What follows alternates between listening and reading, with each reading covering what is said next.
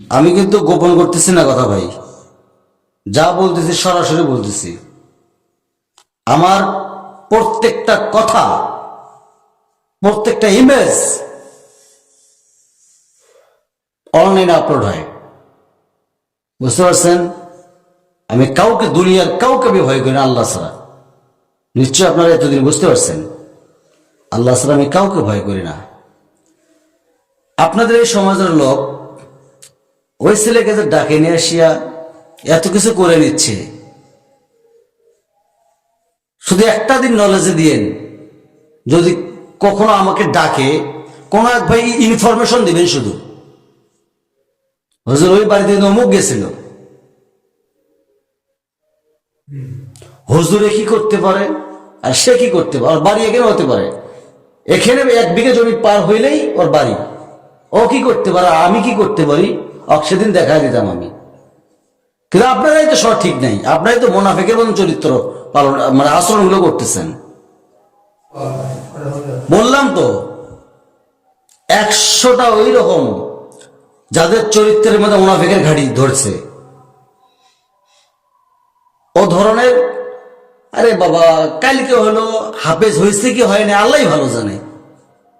আমি তো মনে করি এখানে হাসান নামের ছেলেটা ছিল না, হাসান, এই হাসান অনেক ভালো ছিল, খুব ভদ্র ছেলে, কিন্তু আমরা চিনতে পারি নাই।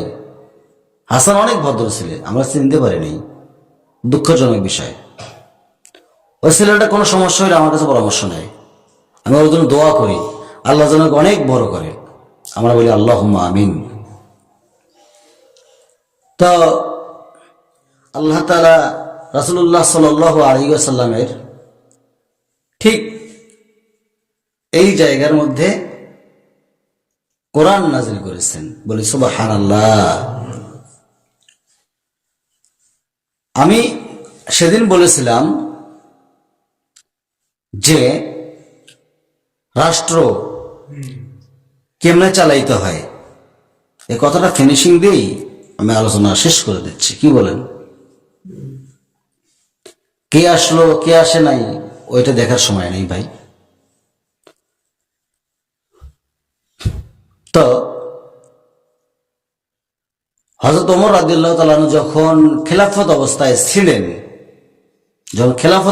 ছিলেন, তখন হযরত ওমর ইবনে খাত্তাব রাদিয়াল্লাহু তাআলা আনহু ছদ্মবেশে বের হলেন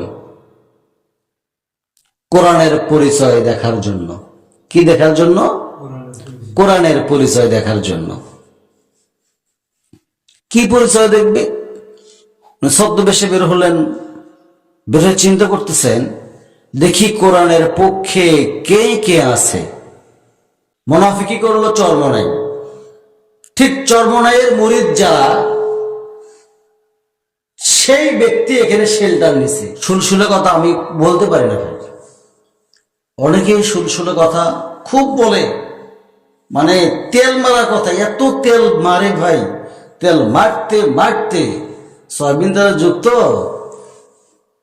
তেল মারতে মারতে তেল তালা করে ফেলে একবারে, এত তেল মারা ভালো না।